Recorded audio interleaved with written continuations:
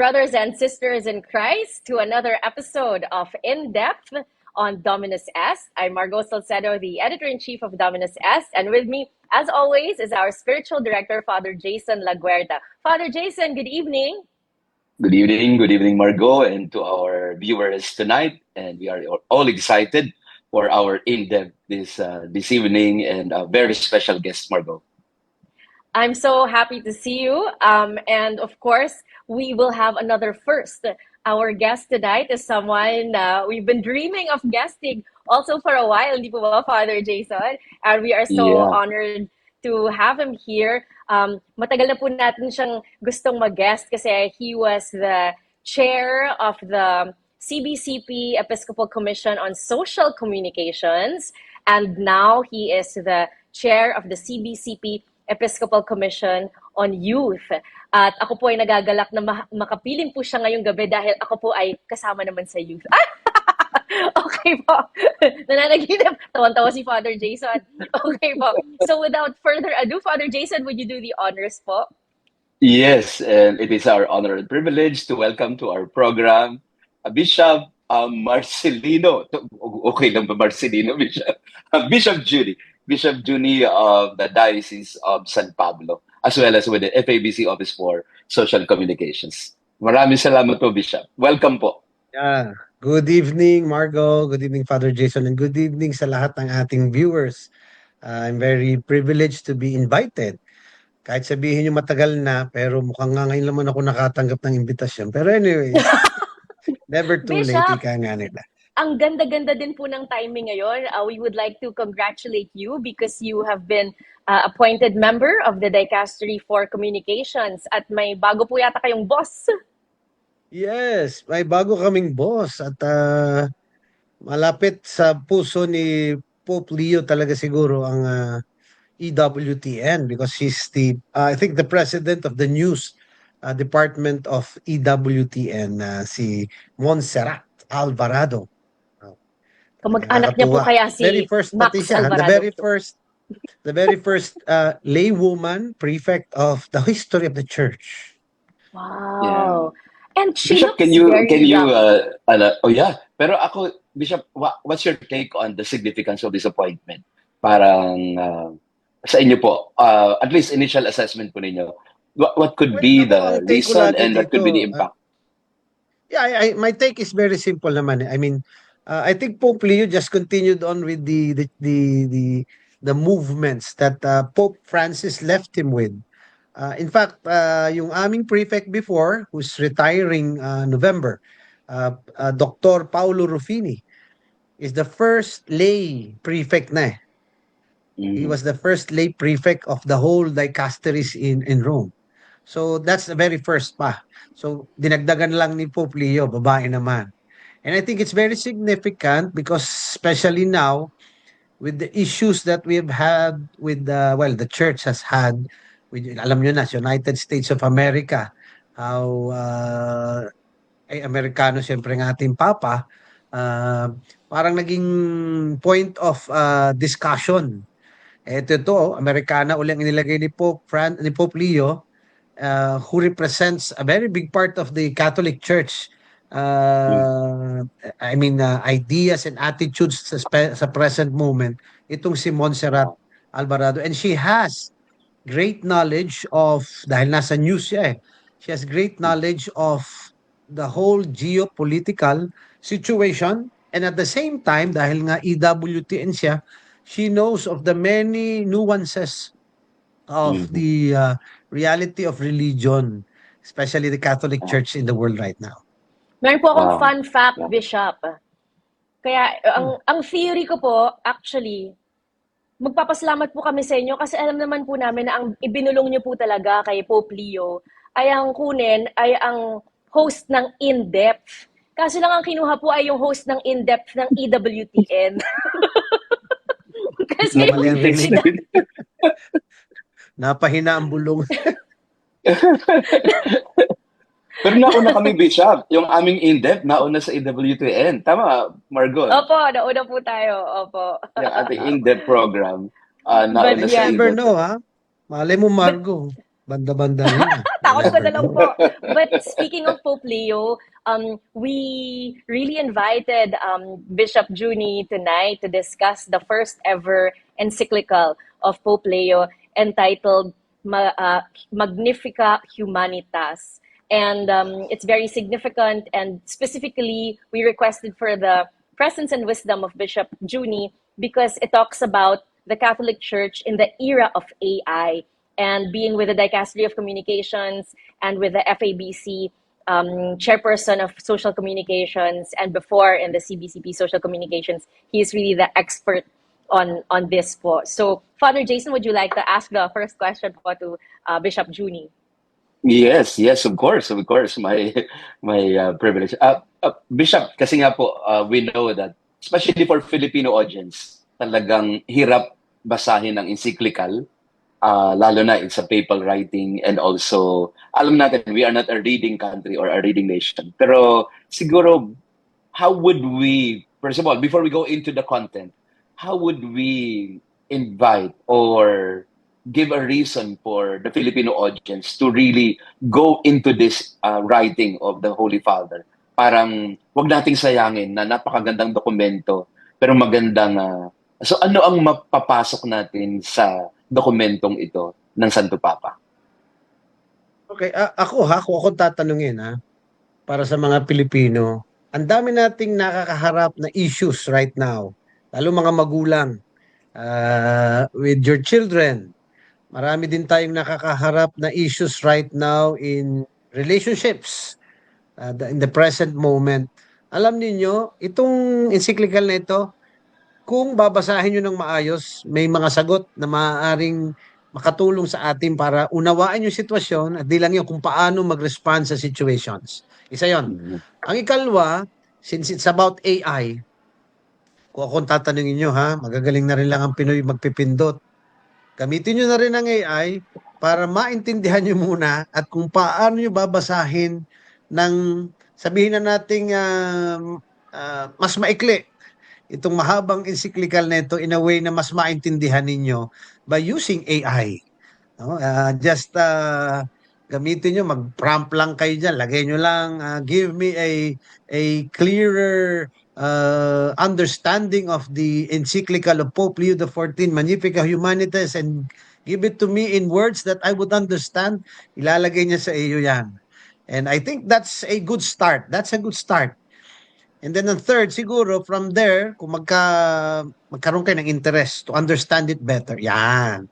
Go deeper into the reading, and then maybe, if tamad kayo magbasa, makipag-usap sa nagbasa. Makipag-usap sa Kagaya mga ng tao. ginagawa namin ngayon, di ba? Manood ng Dominus Est. Yan, tulad nitong Dominus Est. Opo. Very interesting po kasi naalala ko po nung lumabas yung announcement na nagkaroon ng press conference for this encyclical, ang una pong nakita ko pong gumawa ng sinasabi niyo, Bishop Judy, was Cardinal Abbo. He asked ChatGPT, or basta he asked AI to comment on the first encyclical of Pope Leo on AI. Do you remember that po? And what do you think of that treatment and yung comments po ng AI on this encyclical on AI? Well, I think it was very interesting kasi very truthful ang lumabas. No, na in fact the AI, I think it's ChatGPT which he used, did not even contradict yung mga points na sinasabing it dehumanizes man sometimes, and may mga problema talaga ang artificial intelligence. The artificial intelligence agreed on the points of the encyclical.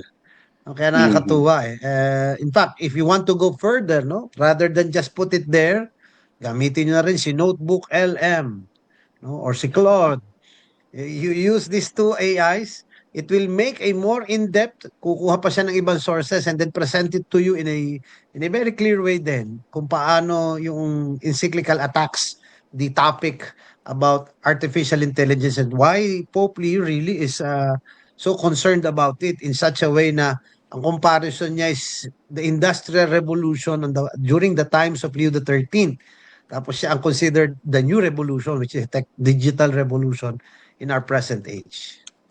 Actually po, yes, tama po kayo, Bishop.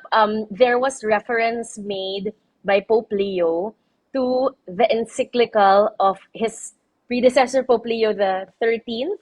Doon po sa napakasikat na encyclical niya, which all the bishops and priests know. Ang title po nun ay Rerum Novarum, and it was what shaped Catholic social doctrine daw po. Father Jason, Bishop, we actually have a clip of that. So that our audiences can hear what Pope Leo said in his introduction to his encyclical on this, specifically po on how Pope Leo the 13th influenced the writing of Magnificat Humanitas. Let's watch this po.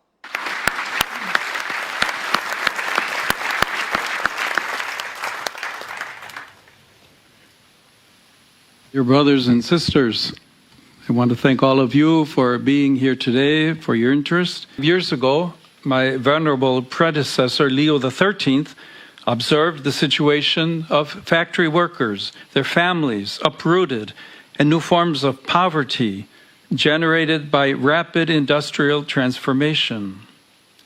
He understood that the Church could not remain distant. Within an epochal turning point menacing human dignity, the encyclical Rerum Novarum spoke its evangelical and social word about new things underway. Today, we find ourselves facing a transformation of similar magnitude, with perhaps even greater consequences. Artificial intelligence already touches many areas of our lives and affects decisions that shape human coexistence. It is also dramatically changing how war is waged. Like the earlier Leo, I feel entrusted to look upon another huge transformation with eyes of faith, with lucidity of reason, with openness to mystery, and with cries of the poor and the earth resounding in my heart. Magnificat Humanitas was born from listening, like Leo XIII did. I've listened to scientists and engineers who work with sincere enthusiasm on technologies capable of alleviating immense suffering, to political leaders and public officials who have perseveringly sought just rules, to parents and teachers who are deeply concerned for the future of younger generations. Other very troubling voices have also reached me about increasingly autonomous weapons systems, practically beyond any human reach to govern them effectively.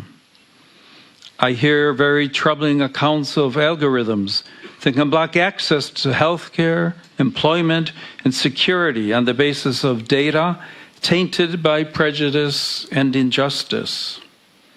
And I've heard the silence of those who have no voice when decisions are made. Decisions likely to generate new forms of exclusion and suffering. Yan. Ano po ang reaction niyo dyan, Bishop? Na-influensya Yeah, din po ba kayo ng Rerum Novarum? Nako, ang aming generation, and I think kasama na rin si Father Jason kahit mas bata sa akin, very consistent ang seminary formation when it comes to the social doctrines of the Church.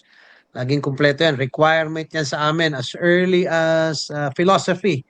We already have the collection of the social doctrines of the Church. And syempre, the first one is always Rerum Novarum. And then, of course, taken from the context na rin yan ng developments. Kasi consistent ang simbahan, sa totoo lang. If we go from Rerum Novarum up to this present moment, ang linya ng mga papa na sunod-sunod na sineselebrate yung Rerum Novarum. Hindi lang yun, gumagawa din ng sarili nilang mga apostolic exhortations and encyclicals about the specific situations ng social justice, simple social situations ng panahon ng kanilang inabot are all descriptions of what the Church in the Vatican II kept on reminding.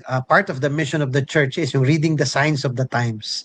At maganda dito sa encyclical, yung kwento noon ng development of the social doctrines, parang ang style na ginawa ni Pope Leo is pinakita niya that this is just the church accompanying the world. No? During certain moments of hurt, ano sabihin na nating circumstances, biglang pag nakikita na ng simbahan, kailangan niya magsasalita na siya in favor of humanity, the human person specifically. Kasi pag binalikan mo yung social doctrine, the first laging principle and foundation is man, image of God, no? The dignity of man. Wow, Yeah. yes po. Hanggang dyan po nabasa ko. Ito po, I have Meron notes. ka na pala naman.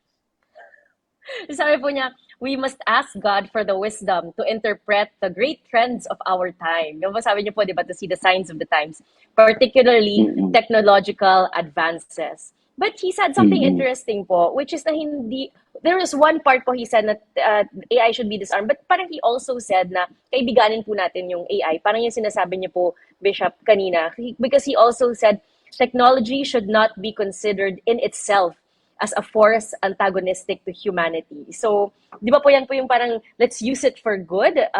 I don't know, Bishop, Father Jason, how can we do that po to continue exercising, practicing our Catholic social doctrine, but using technology po today? Yeah. Well, Father Jason, maybe may sasabihin ka. Yes, Sige, yes po, Bishop. Maganda po yung point na yun na we do not demonize AI or technology, but we must safeguard. Maganda siguro, Bishop, yung subtitle ng Magnificat Humanitas, no? On safeguarding the human person in the time of artificial intelligence. As you have said, Bishop, no? There's always the primacy of the human person. And kasi ito yung unang, kumbaga, tinatamaan, Bishop, no? Ito yung unang-unang nako-compromise in the Industrial Revolution, natamaan ng not just employment, but really the human person in his or her capacity to work, something like that. But this time ngayon, Bishop, anong difference, Bishop, ng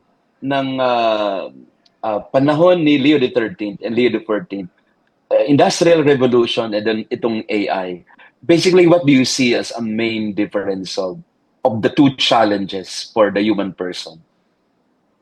well, ang tingin ko sa parang greatest challenge of our period with the artificial intelligence or the digital revolution ay basically yung parang nagkakaroon ng bagong humanity, quote unquote, as depicted by artificial intelligence. Yung tawag nga nila ay transhumanism and posthumanism, which is being developed into a mindset that everything now is about this, no? Forgetting nga yung mga ang dami kasi halimbawa yung perfection.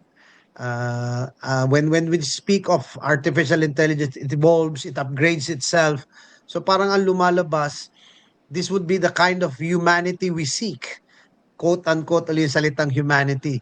The one that upgrades itself na parang walang place ang error, walang place ang weakness, walang place ang poor, walang place ang ano, na magandang binalikan ni Pope Leo yan sa encyclical na ito, that it's part of humanity, yung our sufferings, our errors, and supposedly if integrated with who we are, it becomes a place of growth sa atin. Sa artificial intelligence, hindi halos eh. Ang kanya, binubura talaga ang error. No? It's trying to, it's best to do away with error, and of course, it can simulate emotions, but it does not really have emotions. So, ang daming punto na inilagay siya, and I think this is the big difference right now.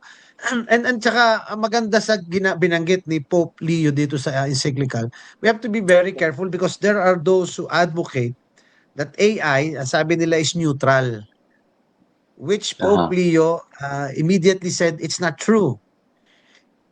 Maaari ang AI is not inherently evil, but it is never neutral. Why? Because it's a product, ang tawag nga niya ay product of certain biases, no? Tapos binanggit nga niya yung technocratic paradigm that is behind the same AI. So nobody builds AI not to earn. So laging may concept ng earning. The data that's being used is to create more sabihin nating customers or clients. The algorithm is used for efficiency and for better profits. So lahat ng ito Mm. binanggit diyan, which is very different nga naman sa industrial age. Industrial age, the problem was the machines came in, Yes. every kind of production became faster, bigger. So ang daming trabahong nawawala, ang daming ano. So yun ang concept noon. Dito may nawawalan din ng trabaho, meron ding na ano, pero at the same time yung lalim kasi nagpe-present siya ng panibagong humanity in a sense, Mm. no? Very ang Yeah. tawag nga niya parang ginagaya, imitative. Ang tawag niya ata imitative. 'Yon. Sinabi din po Yeah. niya na meron po siyang very famous quote that was picked up by a lot of news outlets, which is yung AI should be disarmed. And he also said that while technology, we should befriend technology, AI should also be regulated. Kasi po, like what you were saying, that whereas before, during the Industrial Revolution, government could come in to regulate. Now, parang it's the private corporations who are able to dominate, and parang kanya-kanya na, hindi na po ma-regulate at all. Bishop, if you would indulge us, we also have that specific clip of Pope Leo where he talked about disarming AI. If we could Yeah, play that po. Please.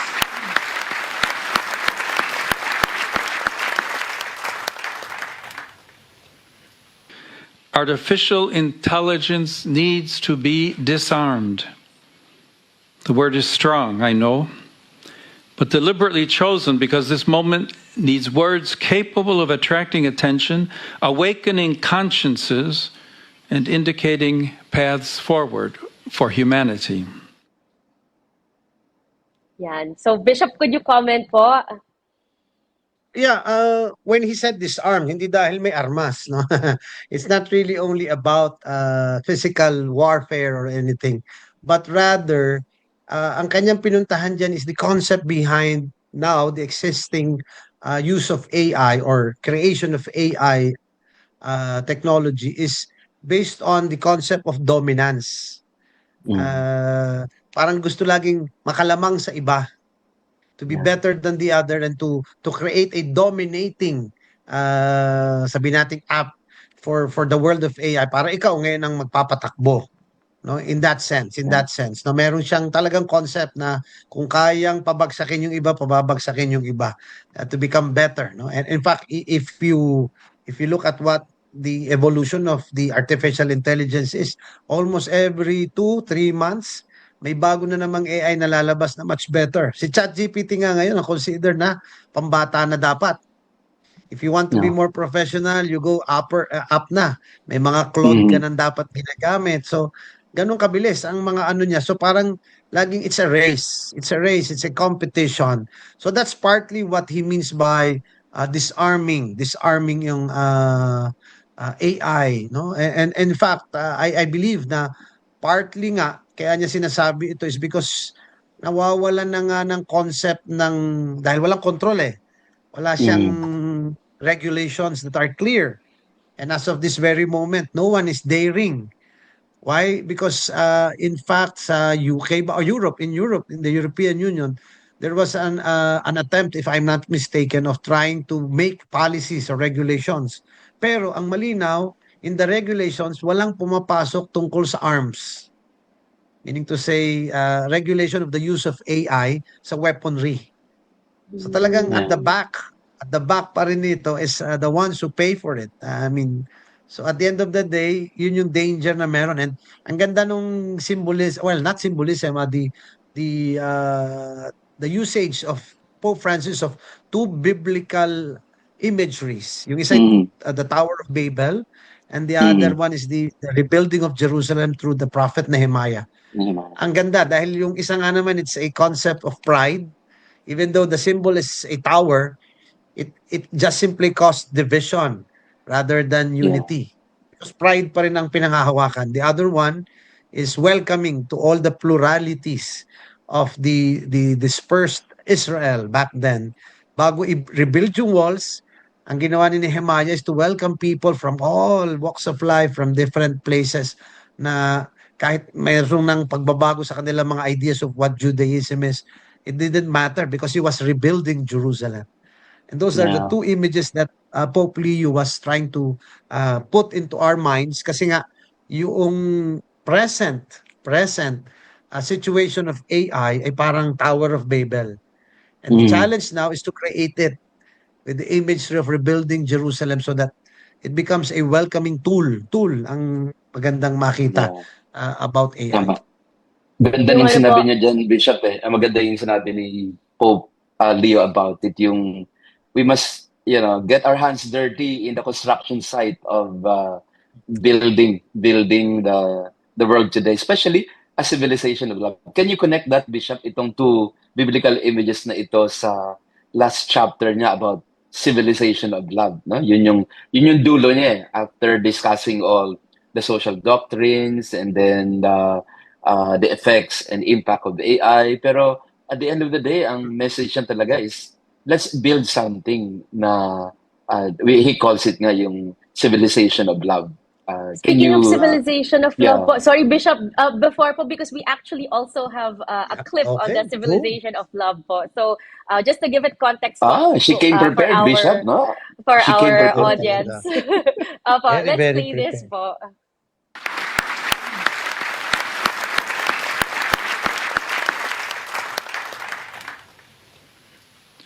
Only together, those who design systems and those affected by them, richer countries and poorer ones, institutions and individuals, power centers and peripheries, will we be able to build a future not for a privileged few, but for the entire human family.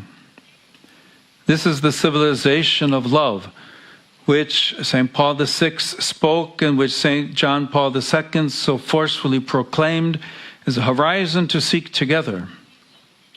It's not a naive dream, it is a direction. It is the path that Jesus Christ opens within history. Ang ganda po, Bishop. Ako, kung tatanungin nyo, it is the sign talaga ng Spirit, ng Holy Spirit sa church that all these popes have been very, very consistent that this is the gospel message. I mean, the gospel of love and the commandment of love is, it will always remain to be the recipe for a society that is more humane, if we could say it, and more godlike, if I can say it so. And I think that's where yun nga yung imagery na ipinasok niya begins to usher in yung thought na o nga naman ang mundong ito kaya naman tayo nagkakagulo pag hindi tayo nagkakaunawaan. I always tell people jokingly na yung mga nag-aaway, tingnan nyo, pag-isipan nyo, pareho lagi silang tama. Pero bakit parehong tama nag-aaway? Kasi may pinaglalaban ng magkakaiba.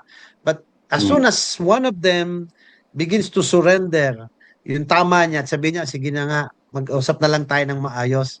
Wala na yung away. It's as simple as that, minsan yung away.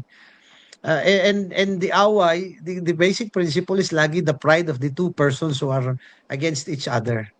And it takes humility. And sometimes for humility to come in, you have to learn how to love. No? How to love. Minsan, yun ang nakakatuwa sa mag-asawa eh. Dahil mahal mo, sige na nga, ikaw na nga. Ang tama. Hindi dahil tama siguro siya, pero dahil mahal mo eh, handa kang magpakababa.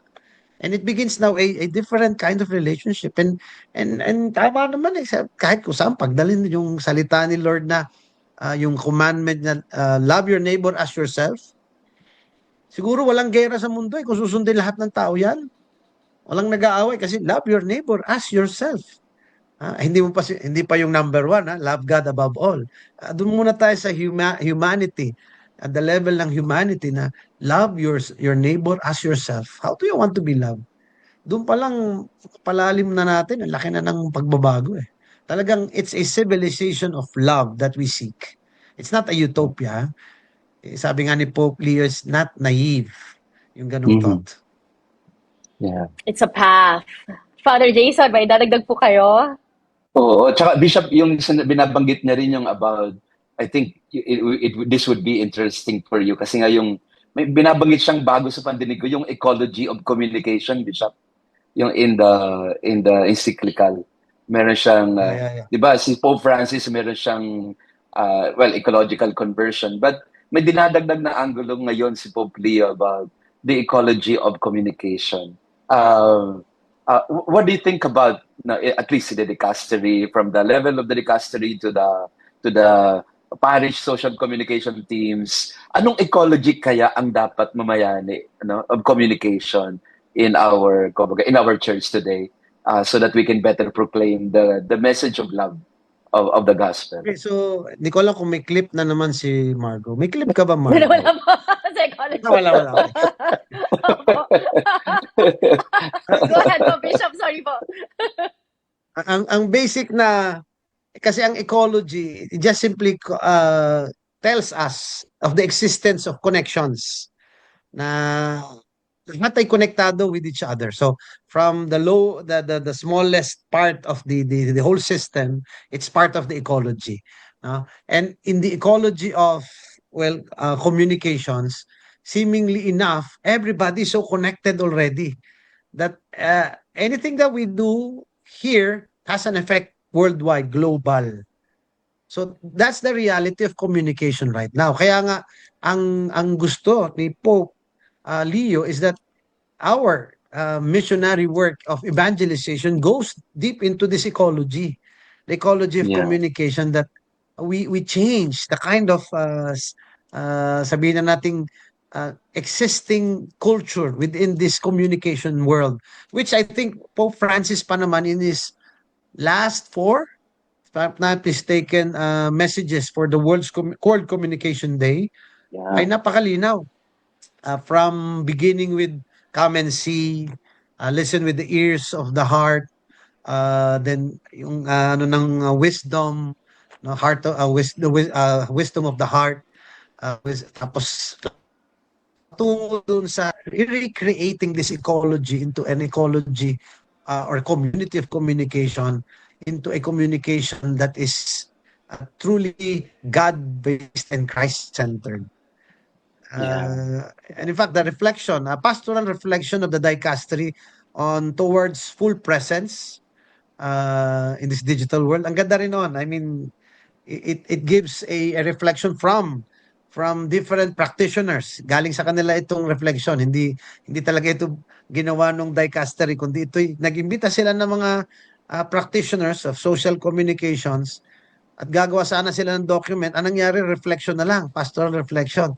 And one of the invitations that was very clear there is that yung tinatawag nilang the divine style, God's style, to become missionaries, to bring God's style in this ecology of communication. At ang isa sa main Love doon, it. yung sinasabi nung Jubilee on Communication was storytelling. Yun ang parang isa sa mga pinakamaganda sanang maipasok. The stories of love, stories of goodness, stories of truth, mga stories of faith. Yeah. Stories of walking together. I want to just circle it back po to synodality, because the series in depth is actually on synodality, and there is a portion also po where Pope Leo in this encyclical talks about, and I quote, "For this reason, it is necessary to begin a shared discernment process for identifying the spiritual and cultural roots of ongoing transformations." I don't know if that really hits it, so that we can continue on the synodal path, even in this age of AI. Maybe po we can explore with Bishop Judy how this encyclical Magnifica Humanitas impacts our synodal journey. Yan lang, magaling dyan si Father Jason dahil siya ang nasa ng promotion of the synodal And spirit Father na yan. Jason po. Opo. Yes po, Father Jason. Father Synod. Yes po, Pero Father. ako ha, kung ako, Yes I po, mean, Bishop. Father Jason, kung akong tatanungin, it really hits us deep kasi nga, whether we like it or not, we're really learning right now what the value of discerning together. Nasanay tayo sa simbahan before that everything is so hierarchical in a way that sometimes decisions are made from top to bottom. But with Pope Yeah. Francis's bringing to us this wonderful, I think, wonderful gift of synodality, even in the world of technology, in the world of trying to change the culture that we are in now, na nakikita nating nagwo-worsen kung hindi nga magsisimula na ito, it's also discernment that will bring us to see the real path that we all could take together. Talagang synodality is, I think, matagal na naman daw ginagawa ng simbahan, but it is only always, laging pagka, yung parang pendulum yan eh. Nanggaling na dati, nawala, ngayon bumabalik na uli. So we're going back to something that I think we really need right now. And kayo naman tatanungin ko, si Father Jason siguro maraming masasabi. Ang dami namang nababago eh. In decision makings right now in the church, so much has changed since napapasok eh. Ang ikli pa lang ng buhay ni synodality ha. Hindi pa yan mahabang practice na ginagawa natin ngayon. But I have seen so much changes happening already in my own diocese, in parishes, when discernment is being done, when we listen. Remember, it's not listening just to each other. It's first and foremost listening to the Spirit. Yeah. Si AI po, marunong makinig, pero kaya po ba niya mag-discern? Kaya po ba niya makinig Yan ang sa Holy wala. Spirit? Yeah, Yan ang wala. exactly. Yan ang That's the wala. point. It's Opo. also mentioned in Opo. the encyclical, the great difference of the moral responsibility. It cannot take on such because wala naman siyang kakayanan mag-discern. Wala siyang That's why, Bishop, tayo no? meron. Yung emphasis talaga, it's artificial. No matter what it does or how advanced it gets, it's always artificial. Hindi talaga siya human in that sense. Or what we mean by intelligence, no? Ang intelligence or intellect is really for the human being. Ginagamit lang yung salita in order to siguro para ma-describe what is happening in the technology. Pero an AI cannot be intelligent in the sense that a human being is intelligent and capable of discernment and even spirituality. Siguro madagdag ko lang, Bishop, about synodality and itong AI or Magnificat Humanitas. Siguro yung sinasabi din niya po, Bishop, about shared responsibility. Yung huwag nating hayaan yung mga yung technocrat paradigm na sinasabi niyo, Bishop, no? Yung parang we need to engage the engineers, Silicon Valley, all this, the mga may-ari ng mga AI technologies. We need to dialogue with them, to engage with them, para yung AI hindi lang talaga with the few, parang concentrated on the few who will decide on the future of humanity. Siguro, tingin ko po, Bishop, ito yung point ni Pope Leo, no? Yung let's engage with them. Although we are not experts in the science of it or computer science, or computing, pero we need to inject so-called ethics, no? What do you think about that, Bishop? No, yung shared responsibility of creating AI, na wag lang yung mga engineers na mag-create niyan. Yeah, well, I think talagang matagal na namang ni Pope Leo, even Pope Francis already advocated for that eh. Yung sinasabi nga ni Pope Francis na talagang let's dialogue about our world, and it includes this eh. And kahit naman sa Vatican right now, yung dicastery where I belong right now, it belongs to another interdicastery na babagong itinayo si Pope Leo na tungkol dito sa Meron bago po pala. artificial intelligence. May mga engineers, may mga yon.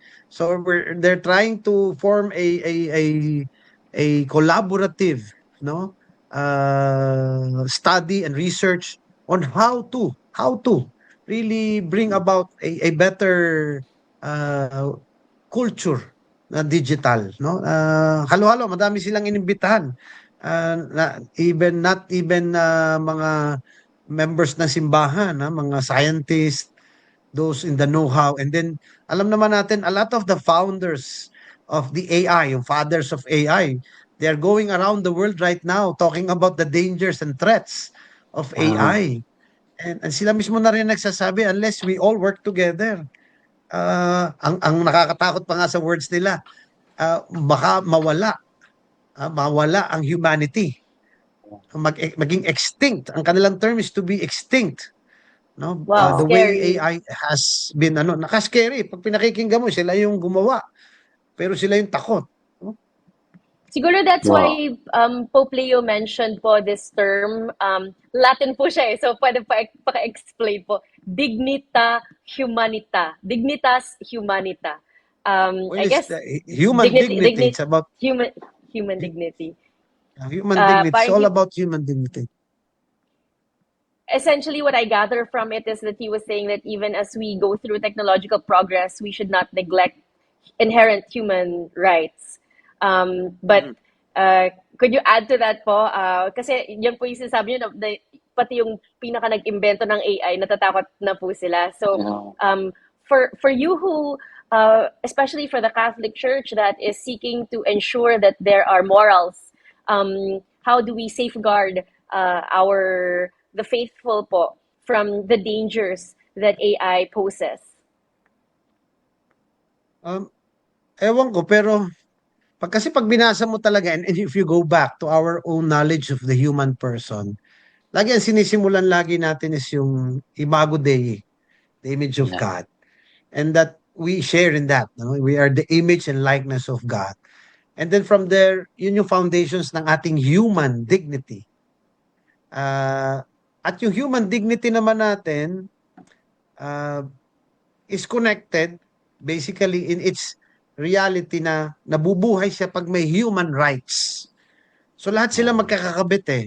And if any of that is affected by whatever is happening, whether it's technology or anything else, katulad ng mga naganap na from Leo the 13th to Leo the 14th, lagi, ang sagot lagi lang naman ng simbahan is go back eh.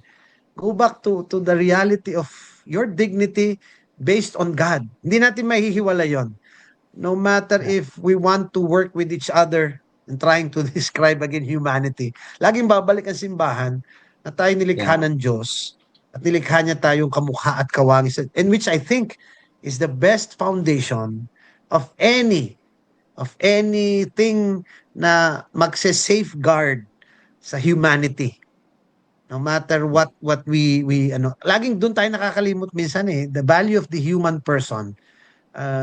In so many eras in history, laging ang daming problema nangyayari because nawawala eh. Kaya ang ganda ng boses ng simbahan lagi in that sense. When the church speaks out, it reminds the world.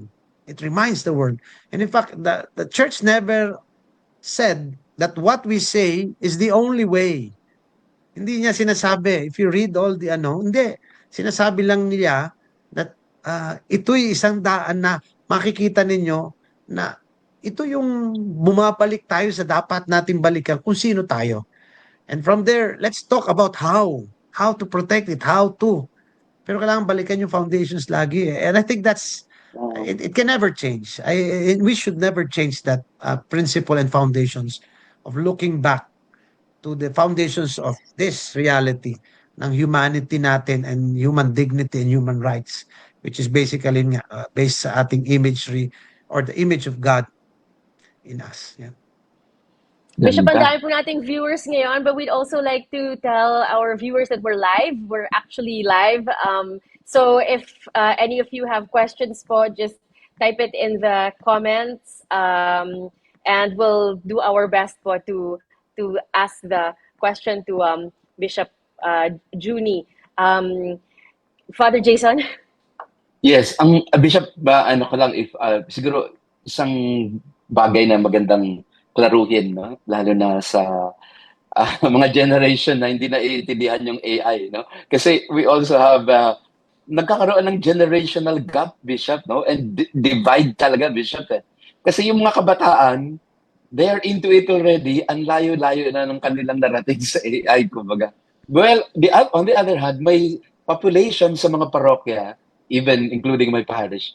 Parang, ano yan? Minsan po, nag-survey ako, Bishop, sa isang homily eh. Sino sa inyo ang narinig na ang ChatGPT, Claude, ganyan. Talagang may segment, Bishop, na ano yun? Ano pong, yan, Bishop? What could be the challenge there when there is just the big gap between those who are into it already and those who have practically no knowledge about it. Or those who don't Well, want to get into it, like me. Oh, you don't want to go yeah, into yeah, it, yeah. I mean, yes.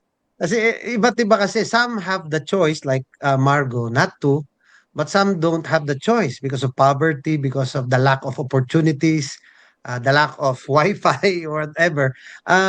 Ang nakalagay din sa encyclical, no, pinag-uusapan din niya na dahil ito na nga ang new industry, ang digital age, AI, lahat halos ang lumalabas, all those who succeed are the ones who are knowledgeable. And ang lumalabas, those who do not, usually are the ones who are not. So Yeah. parang ang lalong nagkakaroon na uli ng divide na sinasabi mo nga. But it's not only just because I don't know and I know.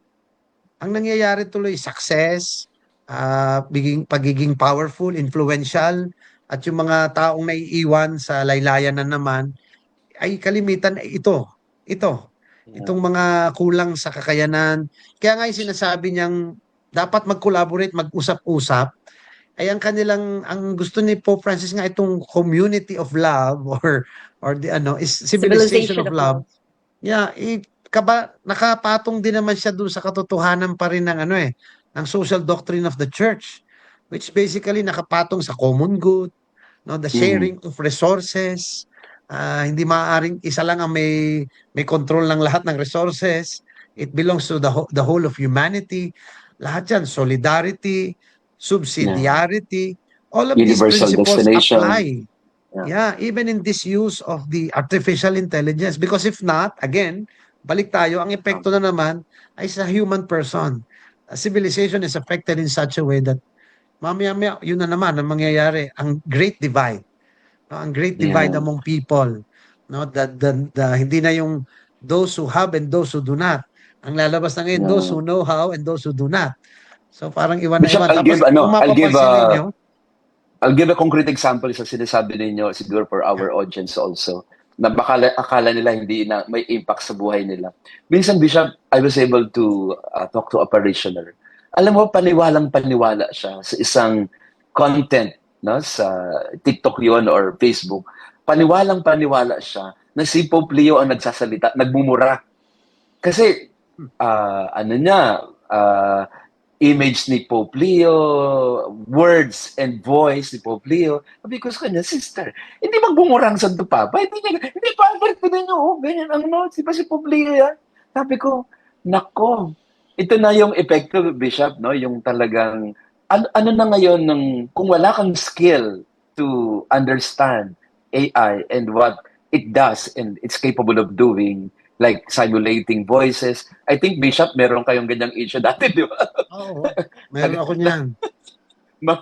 So, ang mga parishioners, Nagbebenta po Bishop, ba kayo ng herbs? Ng herbal medicine? Nakatanggap ako ng message eh. Ang message sa akin is, Bishop, saan pwedeng bumili nung binebenta nyo? Ha?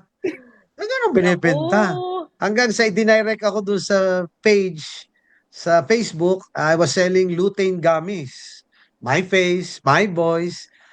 It was an interview I had sa Radio Veritas Asia that Oh, they my. got and then used AI to put in the words.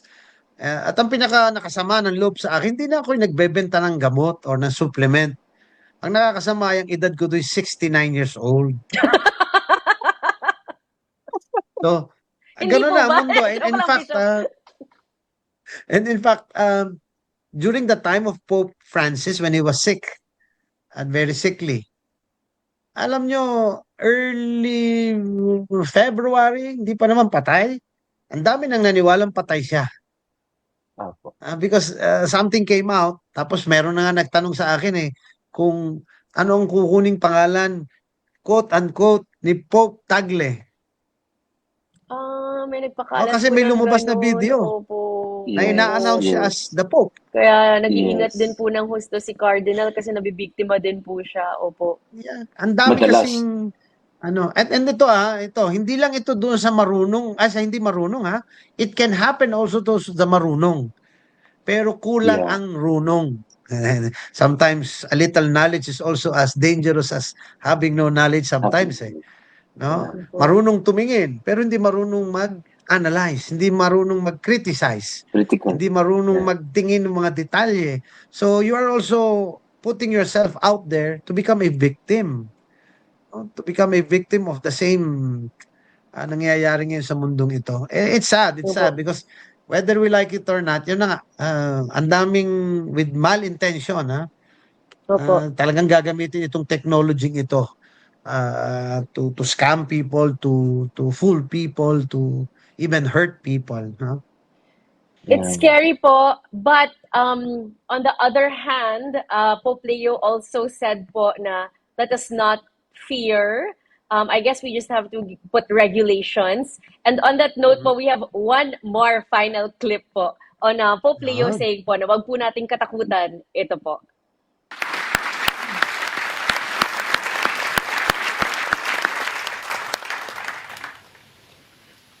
Artificial intelligence can be a construction site of history from within a horizon of communion in which technical progress learns to serve human life.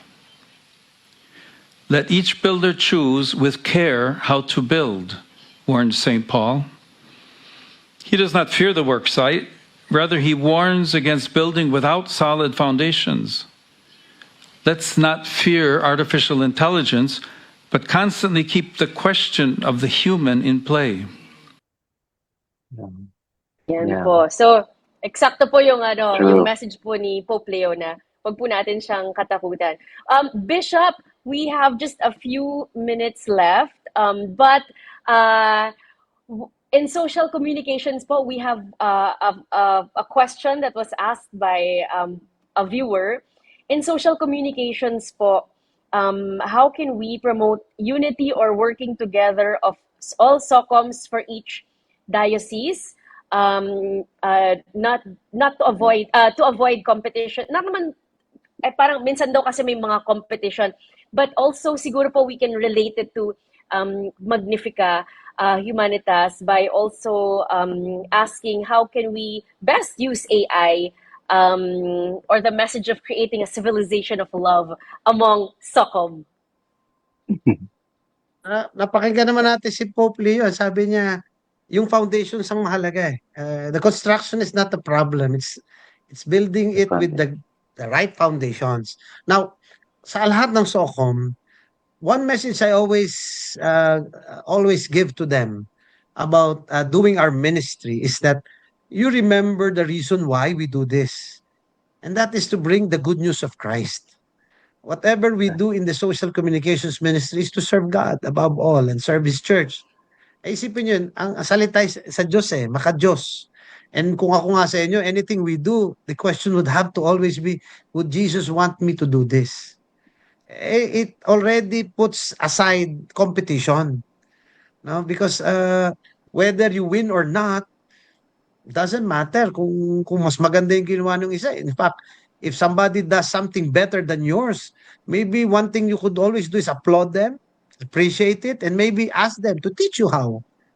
And I think that's part of what we all have to learn. Yun na naman tayo in the Tower the Tower of Babel, no? Which at the very center is pride.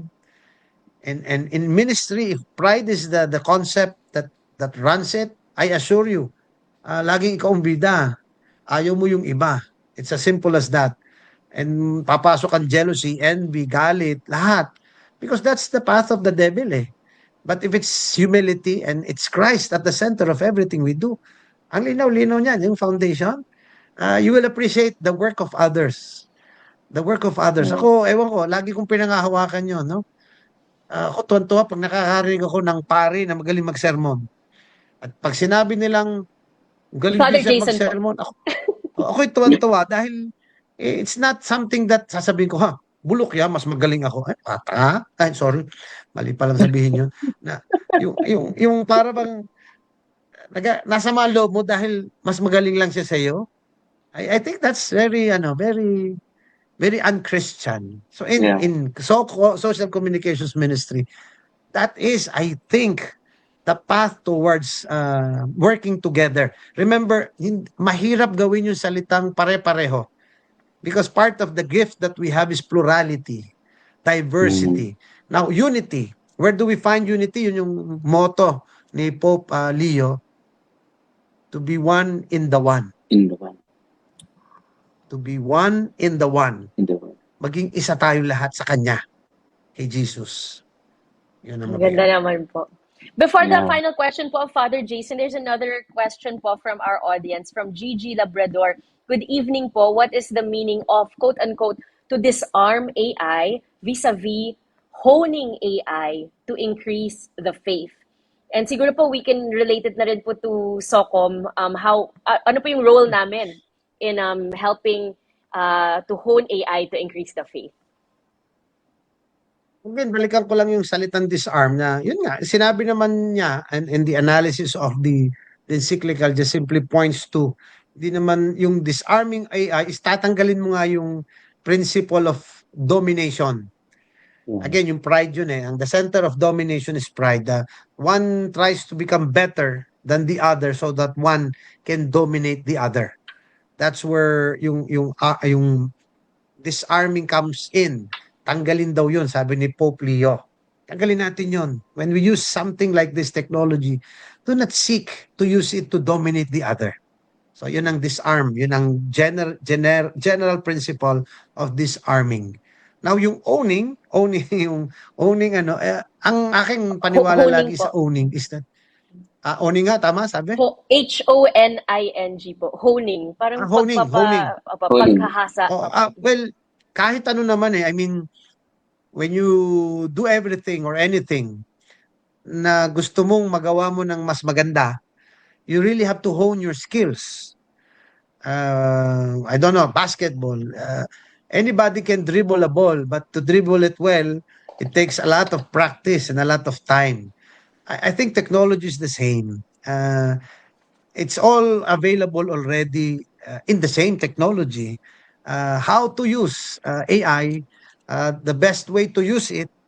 So in many ways, meron na tayong means to hone, no? To hone it. Pero it's not enough. Katulad ng nabanggit kanina, the foundations are still the more important thing.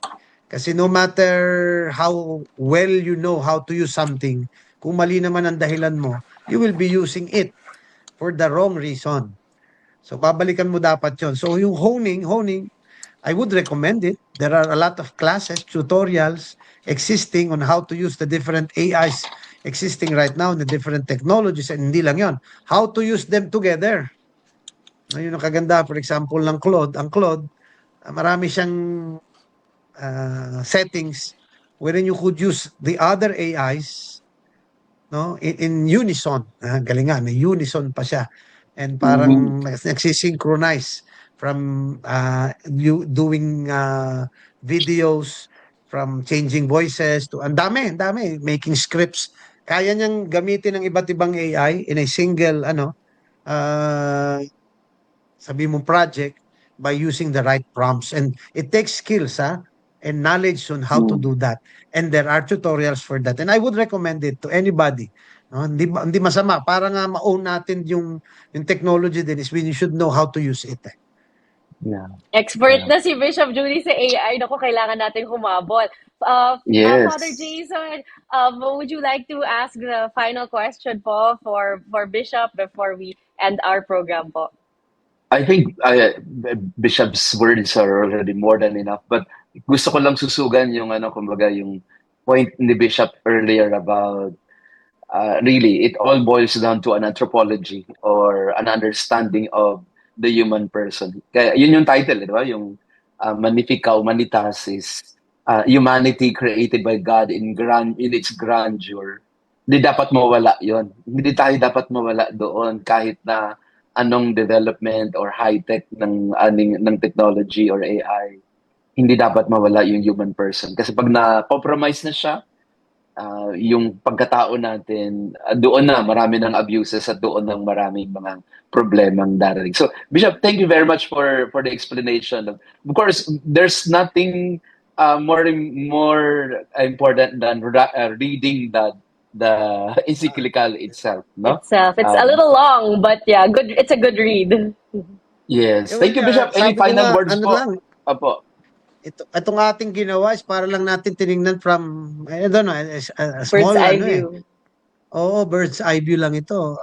The richness of the encyclical is when you go deep into it eh. Kaya lang, sabi Opo. ko nga, it's a long read. It's it's a long read and may Pwede po mga natin bagay na pag pag-usapan hindi every week, Bishop. Gusto niyo Oo. po? By chapter ang gawin By natin para chapter, mas by himay. chapter. Yeah, Oo. and para din pag binabasa, chapter muna, tapos discuss, chapter. Kasi pag hindi, minsan ang mangyayari sa'yo, ano ba ito sinasabing ito? Lalayo ka, lalabas ka muna para alamin kung ano yon. No? So, yun yung mahirap ng kaunti sa kanya kasi si Pope Leo nga, binalikan niya pa yung history eh. He tried to go back to a history of social doctrines in the church. So, bago Mhm. na-develop yun, ang haba pa ng kanyang binanggit. Pero ang ganda ng story yun dahil kita mo yung consistency of the church, no? And if I have a message for all our viewers about the message of Pope Leo, tamang-tama yung sinabi nga ni Father Jason about remembering who we are, especially on not only who we are as the world presents it to us, but most especially who we are as Christ has already shown us. Remember, He so loved us, He died on the cross for us. That's how magnificent humanity is. Notwithstanding every error, everything that we did wrong in life, still Christ offered His life for you and for me. That's how magnificent your humanity, my humanity is. And I would always tell people that that's the greatest thing that you have been given. That you are loved by God, and because you were created by God in His image, you are loved by God. Yun. Kung may message ako, yun naman yung encyclical talaga. Amen. Ang ganda po. So Amen. on that Amen. note, Father Jason, pasalamatan po natin si Yes. Bishop. Thank you. And I think Bishop already committed himself to chapter by chapter discussion. So Yes po. there Kunin could niyo be si a Juan, part two, kunin niyo no? si Archbishop Rex. Ayun. Ganda rin ng Yes ang po. atake ni Archbishop Rex. Ngala kayo. Opo. So, Opo. Gandang chapter by atake ni Archbishop chapter, Rex. Margo. Yeah. Thank you so Opo. much, On Oo. that Bishop, note, for being Bishop, with us. before we close po, could we ask for a blessing for all of those who are Of course, watching of with course. us tonight po? Of course. Of course. Again, I would like to thank you for inviting me. I would also like to thank, of course, our audiences or our viewers for watching and finding interest in what we have just discussed. So, the Lord be with you, And with And your with your spirit. spirit. and may Almighty God bless each one of us, the Father, the Son, and the Holy Spirit. Amen. Amen. Amen. So Amen. thank you so much, Bishop. So from Pilgrims of Hope, we will now build a civilization of love. Thank you so much, everyone. Thank you, Bishop. Thank you, Thank you. Father. Good Good night. night. God bless everyone. Thank you, Bishop.